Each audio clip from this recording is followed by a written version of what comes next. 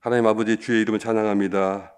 주의 이름으로 나와서 기도하는 모든 저희들의 각 사람 심령 가운데 주님으로 인한 기쁨과 만족과 감사와 채워짐이 있게 하여 주시옵소서. 주추절 아침에 저희 모두가 나와 기도할 때 교회에서 그리고 가정에서 주의 말씀을 묵상하며 기도하며 하루를 시작하는 저희 모두의 삶 속에 주께 주시는 풍성함과 또 넉넉함과 만족이 있게 하여 주시옵소서. 하나님 아버지, 주를 섬기고 따르는 일에 저희가 게으르지 않게 하시고 열심을 품게 하여 주시옵소서. 이로 인하여 늘 마음에 생기가 넘치게 하시며 또 영적인 도전 정신과 기쁨이 충만하게 도와주시옵소서. 이 아침에 주의 한마디 말씀으로 저희가 깨어나게 하시고 또 경각심을 갖게 하여 주시옵소서. 예수님 이름 기도합니다. 아멘. 오늘 본문 말씀은 열왕기하 8장 16절부터 29절까지입니다. 열왕기하 8장 16절부터 29절까지 함께 읽겠습니다. 이스라엘의 왕 아합의 아들 요람 제5년에 여호사밧이 유다의 왕이었을 때에 유다의 왕 여호사밧의 아들 여호람이 왕이 되니라. 여호람이 왕이 될 때에 나이가 32세라. 예루살렘에서 8년 동안 통치하니라. 그가 이스라엘 왕들의 길을 가서 아합의 집과 같이 하였으니 이는 아합의 딸이 그의 아내가 되었음이라. 그가 여호와 보시기에 악을 행하였으나 여호와께서 그 종 다윗을 위하여 유다 멸하기를 즐겨하지 아니하셨으니 이는 그와 그의 자손에게 항상 등불을 주겠다고 말씀하셨습니다. 여호람 때에 에돔이 유다의 손에서 배반하여 자기 위에 왕을 세운 거로 여호람이 모든 병거를 거느리고 샤일로 갔더니 밤에 일어나 자기를 에워싼 에돔 사람과 그 병거의 장관들을 치니 이에 백성이 도망하여 각각 그들의 장막으로 돌아갔더라. 이와 같이 에돔이 유다의 수하에서 배반하였더니 오늘까지 그러하였으며 그때 림나도 배반하였더라. 여호람의 남은 사적과 그가 행한 모든 일은 유다 왕 역대지략에 기록되지 아니하였느냐. 여호람이 그의 조상들과 함께 잠에 그의 조상들과 함께 다윗성에 장사되고 그의 아들 아하시야가 대신하여 왕이 되니라. 이스라엘의 왕 아합의 아들 요람 제12년에 유다의 왕 여호람의 아들 아하시야가 왕이 되니 아하시야가 왕이 될 때 나이가 22세라. 예루살렘에서 1년을 통치하니라. 그의 어머니의 이름은 아달랴라. 이스라엘 왕 오므리의 손녀이더라. 아하시야가 아합의 집 길로 행하여 아합의 집과 같이 여호와 보시기에 악을 행하였더니 그는 아합의 집에 사위가 되었음이라. 그가 아합의 아들 요람과 같이 기럇 라못으로 가서 아람 왕 하사엘과 더불어 싸우더니 아람 사람들이 요람에게 부상을 입힌지라. 요람 왕이 아람 왕 하사엘과 싸울 때 라마에서 아람 사람에게 당한 부상을 치료하려 하여 이스라엘로 돌아왔더라. 유다의 왕 요람의 아들 아하시야가 아합의 아들 요람을 보기 위하여 내려갔으니 이는 그에게 병이 생겼음이더라. 이 본문 말씀을 가지고 나눠볼 이 설교 제목은 세상과 타협할 때입니다. 남유다의 여호람 왕은 북이스라엘과 결혼 동맹을 맺었습니다. 남북 간의 이 동맹의 근원을 따지자면 남유다의 여호사밧 왕과 북이스라엘의 아합 왕이 그 시초였습니다. 여호사밧과 아합이 두 나라 간의 이 동맹을 견고하게 하려고 자식들을 결혼시켰는데 그래서 여호사밧의 아들 여호람과 또 아합의 여호람 왕이 아합 왕의 딸이었던 아달랴를 맞아들이게 되었습니다. 이러한 결혼 동맹이 여호람 왕을 거쳐서 아하시아에게까지 이르게 되었습니다. 북이스라엘의 아합 왕이 무엇 때문에 나라를 망쳤던가요? 우리는 기억하고 있습니다. 바알 숭배자였던 시돈 왕의 딸 이세벨과 결혼했기 때문이었습니다. 마찬가지로 남유다의 여호람 왕도 바로 그 이세벨의 딸이었던 아달랴와 결혼함으로써 남유다의 엄청난 신앙적 위기를 불러왔습니다. 그나마 지금까지 여호와 신앙의 순수성을 지키고 있었던 남유다에게 정치적인 목적 때문에 남유다가 타협하면서 본격적인 영적인 타락과 신앙적인 파멸의 길로 접어들게 되었습니다. 다윗 왕이 과거에 여러 나라와 민족들을 이기고 그들 위에 우뚝 설 수가 있었던 것은 그가 하나님 앞에서 신실하고 신앙적인 순수성을 지켰기 때문이었습니다. 반면에 여호사밧 왕이나 여호람 왕은 자신들의 정치적인 필요 때문에 악한 세력과 연합하고 타협하는 길을 선택했습니다. 그 결과 그들의 수하에 있던 그들의 지배를 받고 있던 에돔이 유다로부터 떨어져 나가고 또 림나라고 하는 도시마저도 배반하여 떠나가게 되었습니다. 세상과 타협하면 잘 될 것 같지만 결국에는 영적인 타락은 물론이고 이렇게 모든 측면에서 삶 전체가 실패로 끝나게 됩니다. 오늘날 우리 삶 속에서도 이와 같은 세상적인 타협은 여전히 일어나고 있고요. 이것이 우리 삶과 우리 영혼을 위태롭게 만듭니다. 처음에는 작은 타협으로 시작하지만 시간이 지나면서 그 타협은 점점 더 큰 신앙적인 문제를 만들어가고 결국에는 하나님의 진리에서 멀어져 가게 됩니다. 그 결과 어떻게 되는가 우리가 보게 됩니다. 여호람의 선택이 바로 여호람의 삶이 왕으로서의 모든 삶 자체가 바로 그러한 과정이었습니다.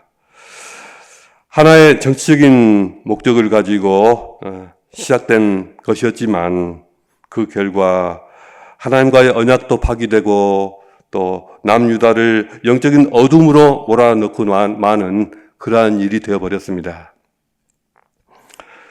존 블룸이라고 하는 한 미국 목사님은 Desiring God이라는 책에서 세상과의 타협이 신앙을 어떻게 서서히 약화시켜 가는가에 대해서 자세하게 설명하고 있습니다. 신앙인들이 쉽게 세상과 타협하면서 죄를 범하게 되는 5가지 경우를 말하고 있습니다. 세상과 타협하는 첫 번째 경우로 소소한 부정행위들이 있습니다.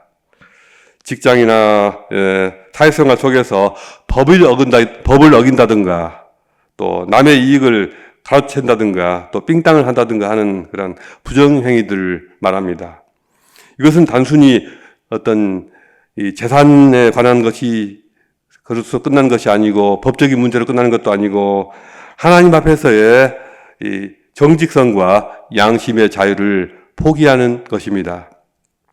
소소한 부정행위는 처음에는 작은 죄로 보이지만 이를 용납하고 반복하다 보면 죄에 대한 감수성이 서서히 무너지게 되고 양심이 마비되어 가고 그러다가 결국에는 죄에 대한 인식 자체가 다 사라지면서 그 영혼은 부패하고 썩어지게 됩니다. 그러면서 회개하고 변화해야 될 기회마저도 다 사라지게 됩니다.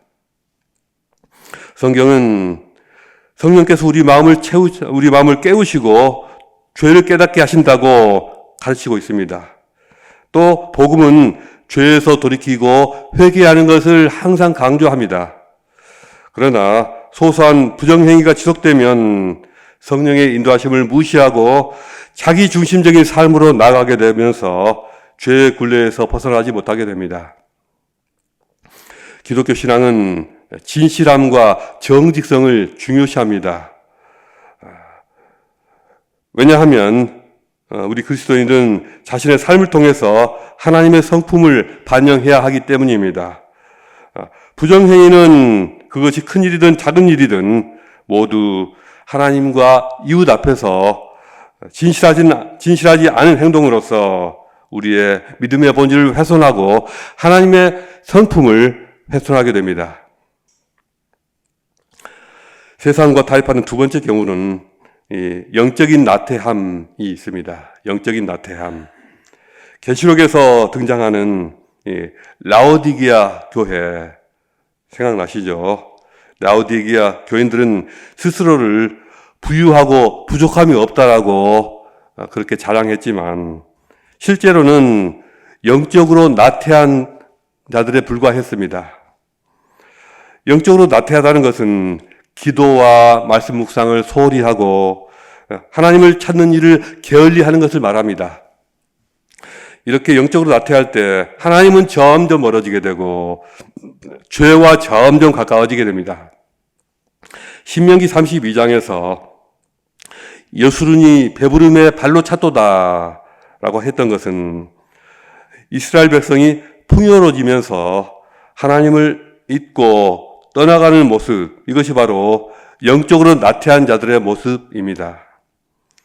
영적으로 나태하는 것은 하나님을 찾지 않고 하나님을 잊어버리고 그러면서 성장이 멈추고 뒷걸음질하면서 하나님 나라에 기여할 수 있는 그러한 능력을 상실하게 되어버리는 것입니다. 영적으로 나태한 상태가 되면 모든 분별력도 잃어버리게 되고 하나님께로부터 받은 사명도 다 잃어버리고 결국에는 딴 길로 가게 됩니다. 세상과 타협하는 세 번째 경우에는 세속적인 가치관을 받아들이는 것입니다.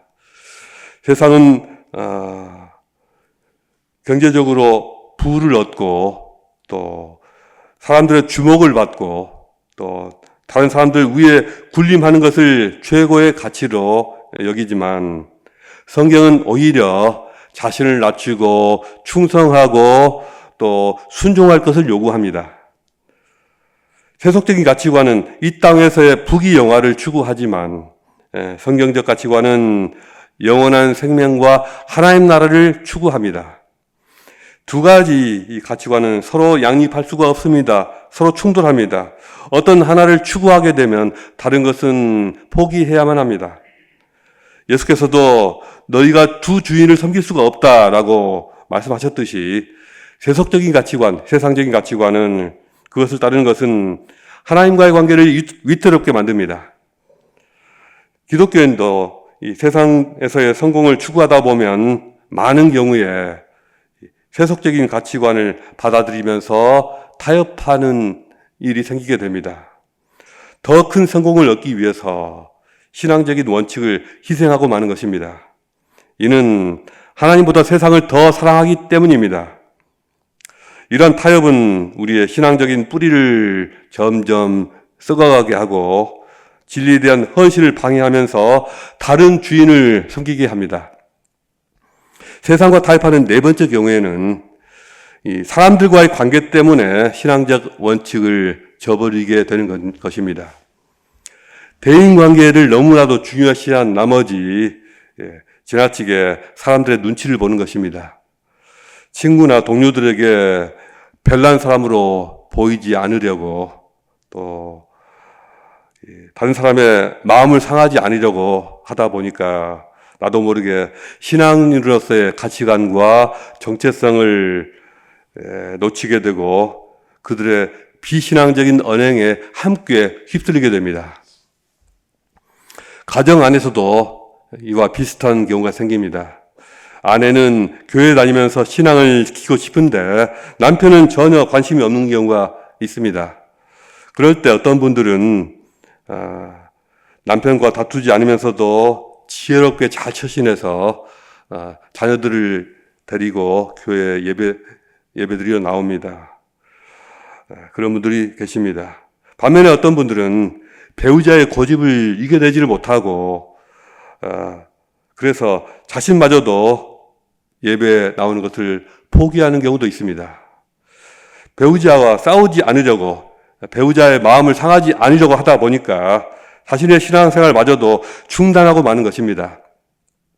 살다 보면 양보하고 내가 져줘야 하는 그런 일이 참 많죠. 그러나 가족 모두를 위해서, 사랑하는 가족을 위해서 오히려 내가 절대로 지면 안 되고 양보해서는 안 되는 일도 있습니다. 그것을 모르니 참으로 안타까운 일이 아닐 수가 없습니다.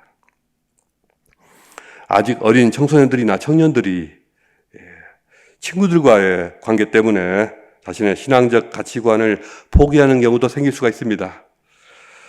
친구들이 술을 많이 마시거나 또 부도덕한 행동을 할 때 그들을 제지하지도 못하고 또 그 자리에서 벗어나지를 못하고 친구들로부터 소외당할까 봐서, 친구들로부터 멀어질까 봐서 두려워서 그들의 행동에 묻어가고 또 따라가는 것입니다. 아직 어리고 분별력이 부족해서 쉽게 신앙적인 가치관을 잊어버리고 세상과 타협하고 마는 것입니다. 어떤 신학자는 이렇게 말했습니다. 세상과 타협하는 것은 영적인 백내장이다. 영적인 백내장. 타협은 우리의 신앙의 어떤 시력, 이 선명함을 조금씩 점점 흐려지게 만들고, 그래서 무엇이 옳고 그른지 판단력을 조금씩 잃어버리게 만든다라는 것입니다. 여러분, 백내장 잘 아시지 않습니까? 백내장이라는 질환은 순식간에 진행되는 법이 없습니다. 아주 서서히 조금씩 천천히 진행되기 때문에 자신도 모르게 서서히 시력을 잃어버립니다. 마치 이렇게 눈이 서서히 흐려지는 백내장처럼 우리가 처음에는 작은 타협으로 시작해서 시간이 지나면서 더 큰 타협으로 나아가면서 신앙적인 명확함이 점점 흐려지게 되고 조금씩 안 보이다가 나중에는 아무것도 볼 수가 없게 되는, 자신의 영혼과 삶 전체를 파멸로 몰아넣는 그런 지경에 이르게 됩니다. 고린도후서 4장 3절 4절을 말씀하기를, 만일 우리의 복음이 가리었으면 망하는 자들에게 가려진 것이라. 그 중에 이 세상의 신이 믿지 아니하는 자들의 마음을 혼미하게 하여 그리스도의 영광의 복음의 광채가 비치지 못하게 함이니 그리스도는 하나님의 형상이니라고 하였습니다. 누군가의 마음과 누군가의 삶 속에 그리스도의 영광이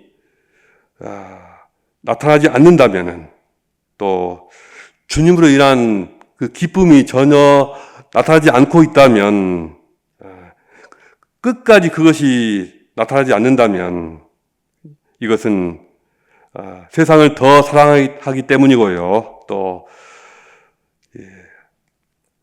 그 사람이 멸망당하는 삶 속에 있기 때문입니다. 바로 그 길이 아합 왕의 길이었고 또 여호람 왕의 길이었고 또 아하시아가 행한 길이었습니다. 우리가 그들이 행한 길로 빠지지 않으려면 소소한 일들 앞에서도 타협하지 않고 자신의 삶의 기준을 높이 세워야 합니다. 다른 사람에게는 너그러울지라도 자기 자신에게는 한없이 엄격해야 합니다. 내가 생각하는 기준이 아니라, 세상이 주는 기준이 아니라 우리 주님이 가르쳐 주신 기준이 내 삶의 기준이 되어야 합니다. 그리고 주님의 말씀 앞에서 늘 자신을 돌아보면서 우리의 마음과 생각과 말과 행동을 올바르게 지켜내야 합니다. 주님은 우리에게 깨어있으라, 늘 주의하여 깨어있으라 이 말씀을 하셨습니다. 신약 성경에는 깨어있으라는 주님의 당부가 10번씩이나 반복되고 있습니다. 신앙을 가진 자들, 우리 크리스찬들이 세상과 짝하지 않고 세상과 타협하지 않도록 지속적으로 영적인 경각심을 가지고 자신과의 싸움을 싸우라는 것입니다.